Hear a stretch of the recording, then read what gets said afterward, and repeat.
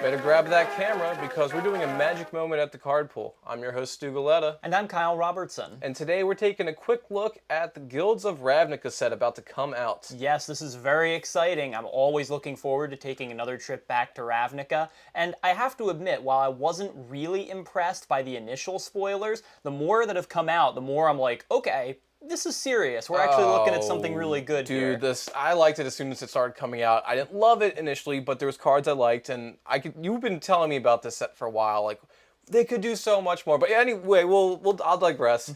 We'll start off. What we're going to do for these kind of segments is we're each going to talk about 3 cards we're excited about for whatever reason. Doesn't have to be because it's an expensive card. It could be because it's like it for one deck tech. It's an upgrade. Whatever our reason be. We're going to talk about 3 cards, and then we're going to talk about the card that we think is the best revealed as of now. And generally, we probably will agree on that one. I think we do in this case. This time we do. Yeah, it's kind of obvious. I mean, we spoiled that one, so... Yeah, well, anyway. So I'll start it off real fast, and I'm talking about a legendary creature that I am pretty excited for. Ooh, okay. So Amerisoul of the Accord. Now, this is a Selesnya legendary we have. It only costs 1 Selesnya, which is a green and a white. It's an elf cleric with a 2/2 body, and it reads, whenever this creature becomes tapped, create a 1/1 white soldier creature with lifelink. So pretty much, this thing instantly reminded me of a mechanic back in Theros, Inspired. Right. Which is whenever something became untapped, you had the effect. But in this case, it's whenever it becomes tapped, but it doesn't have a way to tap itself.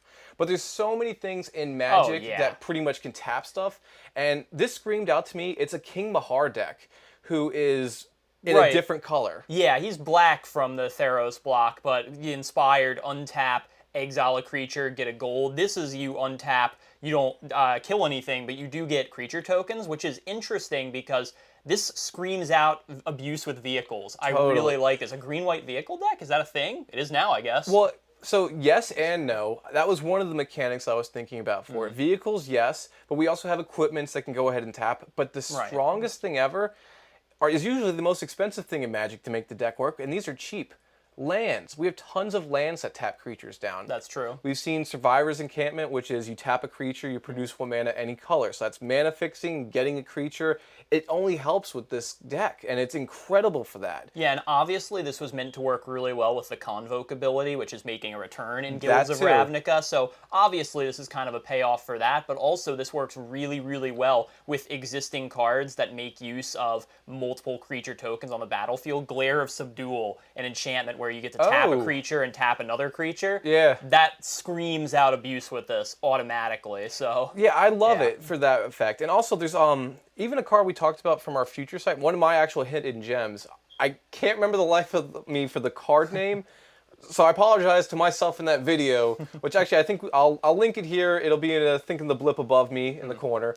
But it's a Centaur Shaman who has the effect of while it's tapped, all your creatures cost 2 less.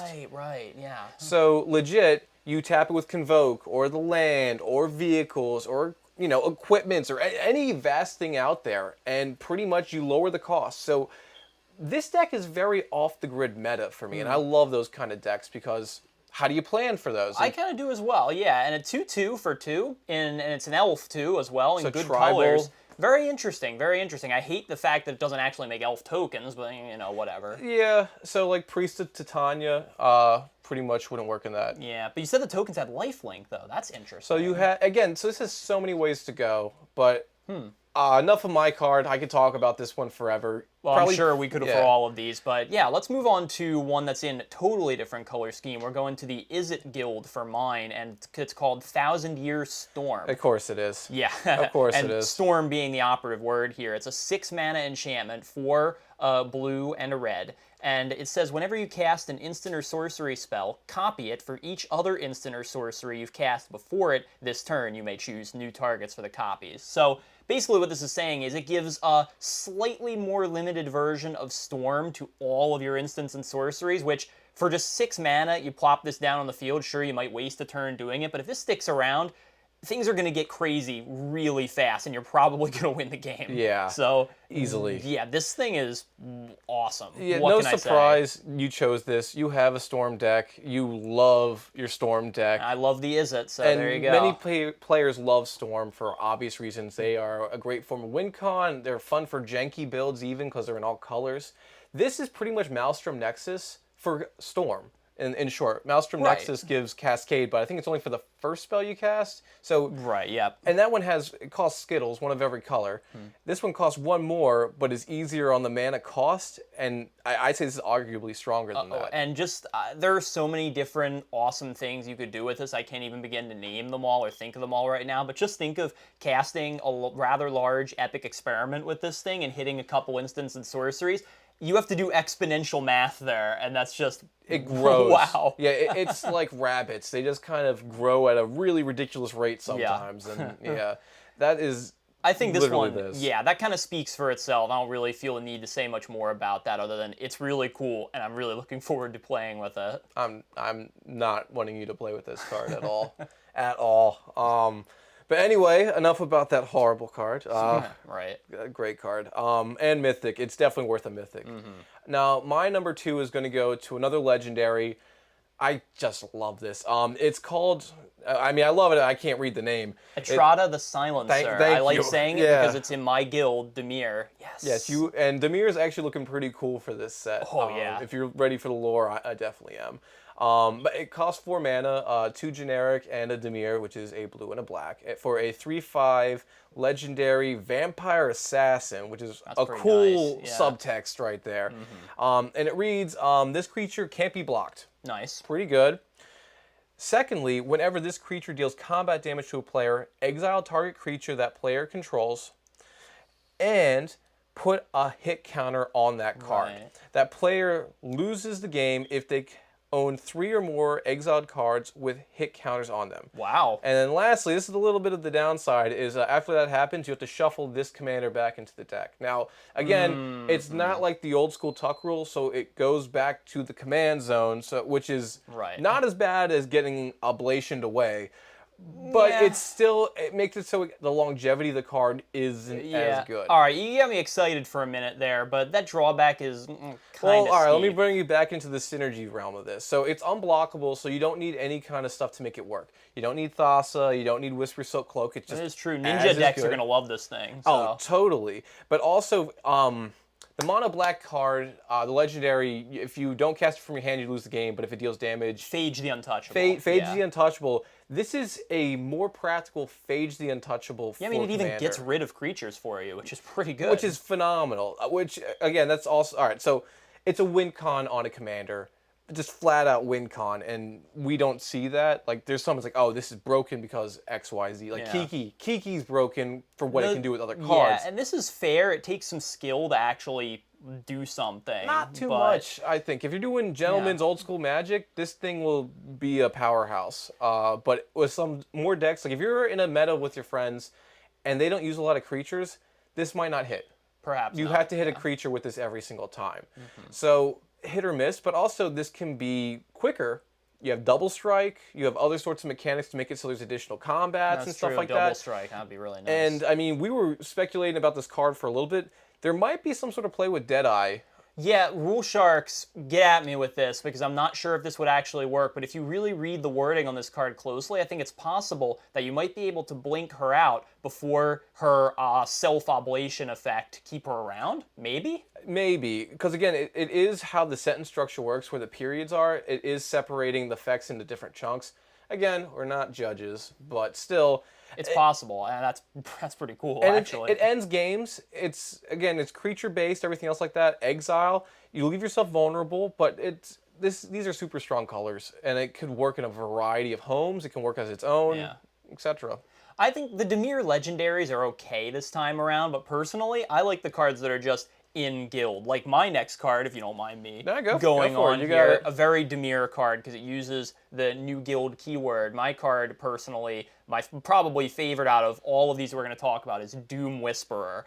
wow, this is a good card. You texted this one to me. Yeah, I did. It's 5 mana, 3 and double black, and it's a Nightmare Demon creature. This is also a mythic, just to give you an idea of what's coming. You and mythics. It's a 6/6 with flying and trample. Yeah, for 5. You heard that. No drawbacks on this. There's only one more ability, which is not a drawback at all. Pay 2 life, Surveil 2. Now, for those of you who haven't read too much about this yet, Surveil means you look at the top, in this case, 2 cards of your deck. You put any number of them into your graveyard and the rest on top of your library in any order. So it's basically, Surveil is like Scry, except instead of putting the cards on the bottom of your deck, you could put them in your graveyard if you wanted, which actually, I didn't think too much of at first, but the more I thought about it, the more I was like, oh, so it's better Scry, basically. And I was like, yeah, that's awesome. Depending on the deck, sure. But yeah, it's, and also I think there's some of the players that I go against, they're talking about how like the Surveil can like, go off of one another. Right. And it's that alone, with having a mechanic that can grow itself like that. I mean, mechanics play off each other, sure. Conspire, everything else like this. This one is just way too easy. It really is. This is going to be a powerhouse mechanic, probably in Magic for a long time. Yeah, and this is a giant, like I said, giant flying beater with trample to boot and undercosted for what it is. But also, to Surveil 2, you don't have to tap it. You don't have to do anything. You don't even have to pay mana. You just have to pay a little life. Which is what Black cares the least about. That's crazy. You know what the last card that did this was? Yeah, Razaketh. And is that card good? No. I'm pretty sure it is. It totally is good. It is a great card, and it's pretty much, God, who's the demon legend who had Liliana's soul? Well, he was one of them, but there was the one Griselbrand. Griselbrand, and he was banned in Commander. It was a playable Griselbrand brand. I can't talk. But yeah, this is so strong, so simple. This hits, you need an answer. I mean, I feel like it could even be a powerhouse in Standard where you only have 20 life to play with just because of the pure card selection. But in Commander, why yes, I would like to pay 38 life and mill 76 cards out of my deck, or I think that math is right. But yeah, I mean, just think of the ball that things like Sidisi and Muldrotha and Drownu and those kind of self-mill decks will have with Any this Dredge thing. deck's going to love it. Black Reanimator is going to love it. And I mean... What else? The only thing this thing was missing was zombie. This is crazy. It's crazy. Yeah, it blows my mind. Worth Mythic 100%. I think almost a little higher than Mythic because it's ridiculous. But I digress. Yeah, I think we're going to go back to Selesnya for you, Yes, back right? to Selesnya. I had to take note of this because I am impressed with Selesnya. I got in when, what was it? Shadowmoor happened, and like legit, I loved the Selesnya guild. So, which I know you hate. I'm that's not a huge fan. So my card okay. I'm talking about is Knight of Autumn. It costs 3 mana, a generic, and 1 Selesnya, a green, and a white for a Dryad Knight with a 2/1 body. Okay. And when this enters the battlefield, you get to choose one of 3 effects. First one is put 2 1/1 counters on this card. Decent. So that means it's a 4/3 if you use that effect. All right, that's not bad. You gain 4 life. All right, fine. Yeah, whatever. But the best one is destroy target artifact or enchantment. Oh. That's the main reason why I like it. Like Hello, better Rex Age. Exactly why. Now again, green is known for having Rex Sage, and it's a staple in green. But now if you add white into it, or for Bant, like Root in the Hidden Realms loves blinking. This is totally just replaced it. Yeah, I mean, you got 3 abilities for the price of 1 there, and they're all pretty solid. And the gain 4, who's the one card that was in Modern? Every time it entered and left, you got life. Thragtusk, I think? Right, yes. Yeah, Thragtusk. It has a Thragtusk and a Reclamation Sage in one, plus counters. So this is a huge card. It's relevant in many different strategies. I mean... I just wanted Elf. Yeah, it sucks that it's not an Elf, but, you know, whatever. If it was, I felt like if it had Elf on there, it might have been Mythic. It probably would have been a little too strong. Yeah, but Elves Dryad more works, good Knights, there's synergies. It's, again, great card. It's I'm taking note of it because it is replacing a staple in Magic, and that alone is something that it needs to be noted for. That's pretty cool. I mean, obviously it doesn't slot into every mono green deck like Reclamation Sage does, but still, I mean, if I had the option of playing, you know, if you have the option of playing both colors, you play this over that. Duh. End of story. Or you double down and you use both. Singleton format, using 2 effects. Yeah, of May not course. be the same, but just as good still. Right, exactly. That's some nice utility there. I really like that. It's honestly, and the fact that it's a creature is huge because this would be an instant or sorcery. Yeah. Like how hard would it be to make it the same thing with Convoke? Yeah, and more knights. I want Knight Tribal to be a thing desperately, so That's we'll only see. because the Batman movies that came out. But all right, moving on to your final card, Kyle. Yes, indeed, and we're actually going with the Golgari Guild, but staying in the Dimir-ish color of black, whatever. Oh, no, blue. Well, blue is awesome, but this, I just couldn't not talk about this card. The new Demonic Tutor, which is standard playable. Woo! Mausoleum Secrets. It is a black instant that costs 1 colorless and 1 black to play. And it has the Undergrowth ability, which means, in this case, search your library for a black card with converted mana cost equal then, or less than or equal to the number of creature cards in your graveyard, which is what Undergrowth is all about. Reveal it and put it into your hand. Very simple, straightforward tutor ability, but I'd like to make note of a few things. First of all, it costs 2 mana, and it's an instant. It's an instant. Yep. Demonic Tutor, which is just a straight-up tutor for 2 mana, was only a sorcery. I know that this kind of depends on the amount of creatures in your graveyard, and sure, it only gets black cards. Yes. But still, what is most likely to end the game other than a black card in a deck that plays black? And it's an instant, and it can scale as the game goes on. You can get crazy things with this. I mean, I'm not saying it's better than Demonic Tutor. It's probably not in the end scope of things, but still, this is standard playable. Yeah. What are we doing? No, it's good. It is a good card. It has its drawbacks. I'd say it's in the same kind of roundhouse as Beseech the Queen, which is a tutor, costs either 3 swamps or 2 generic for each swamp. Right, It's one of those funky split cards, so it can cost either 3 or up to 6 mana. And it's limited in its play due to the amount of swamps you control, I'm pretty sure. With the amount of lands, I think. Amount of just lands. yeah. So it has the same kind of thing where it has its cap. It can only go so high. So early game, not amazing. Again, you might have targets for certain decks that you need. Like, I don't know, I mean, pretty much anything for black. Something like low. A little 1-drop zombie that's recurable over and over again. How often do you see that happen? Yes, but I think this is better than that because not only is it, again, it's an instant, but black is very, very good at getting creatures into its own graveyard. Yeah. Not so much ramping. Yeah. So. Well, it can, but I agree. I would rather sacrifice stuff, which you then bring back later. Use Entomb. This is helping. Exactly. Go ahead and do something like that. So, yeah, it's not demonic. But it's good. The fact that it has instant speed is what gives it more value. I mean, in my opinion, anything that even comes close to Demonic Tutor that, like I said, is playable in formats that Demonic Tutor is not, is crazy good. Yeah, I agree. It'll be a workaround for sure, but it does work. And I won't say I hate this. I like it. I'm not 100% thrilled with it. I get you. I Yeah, get you. but it does have a home and commander, and Muldrotha will love this. Oh, or yeah. Geth even, or something like that. Yeah, or pretty much any dredge-based Dredge, deck, really. It's all Reanimator, good, Zombie yeah. Tribal, something. But now we're going to move on to the very last segment that we have here, and this is the trophy card of the set, and that pun is intended. Yes, it is. Kyle, you articulate way better than me. You take it away. All right, well, for our choice as to the basically top card of the set we have here so far is Assassin's Trophy. Now, you've probably heard about this card, and if you haven't, here's what it does. It's an instant in the Golgari colors, which means it just costs a green and a black to play. 2 mana instant.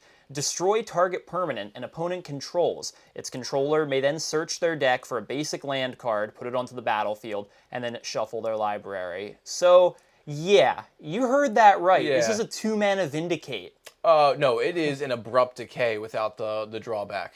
I mean, okay, I think both comparisons are relevant. It's sort of like a hybrid of Vindicate, maybe Abrupt Decay, and Path to Exile, which is really, really interesting. I'll keep it in the color roundhouse, but sure. And it's just so, like, it's so good. It's a better Beast Within. And again, this is something that is now rivaling staples that we've seen. Beast Within is a mono green staple. This can now trump that. Yeah. Lower costed, same instant speed effect. It's just as deadly. Yeah, and like I've said, I know this is much more limited in the amount of decks that can play it, but imagine if Swords to Plowshares or Path to Exile was legal and standard. You basically have that again now. It's Holy so good. crap. And you can make it so pretty much like, all right, a basic land, I'm losing a Planeswalker, an enchantment, that like I don't know, a Ghostly Prison, a land. Like there's again, This can hit lands. That's crazy. Yeah, it's so strong. Usually it's non-land permanent. Fine, we get over that. We use some stuff to destroy lands. Yeah.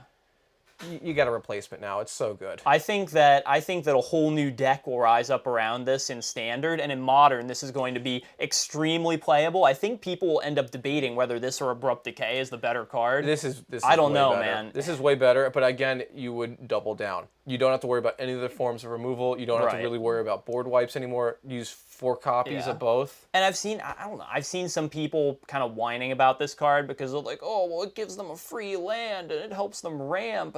So what? Well, who cares? But that's the thing I like. It has to be an opponent. You can't target your own stuff, which does make it not offensive and defensive at the same time. That's true. I've pathed my own creature to get a land every now and then. Exactly. You can't do that. If you're in a low mana hand, you can't use this as a failsafe. And it's destroyed, so you can't destroy your own thing. It goes to the grave. You get the grave trigger. Something else happens. You get the land. The land comes in. I think it's a little bit more balanced, but it is a huge landslide in its versatility. Yeah, and I mean, this was spoiled relatively early on, and as soon as I saw this, I was like, nope. Best card in the set. I don't need to see anything else. For period. rare, the end. Yeah, usually Planeswalkers or other stuff are chase rares. I'd say this is the one that you want to just constantly have flooding your box. Oh yeah, and this is definitely going to be the most expensive card in the set right off the bat. I'm calling it right now. Well, yeah, but more so than the Mythics. For us Commander players, wait for it to cycle out. It'll drop for a bit and go right up. So, or get cheap foil copies now. Yeah, I mean, I'm a huge fan of Doom Whisperer and all, and that's a Mythic, but this card, just a rare. This is going to be the most expensive card in the set.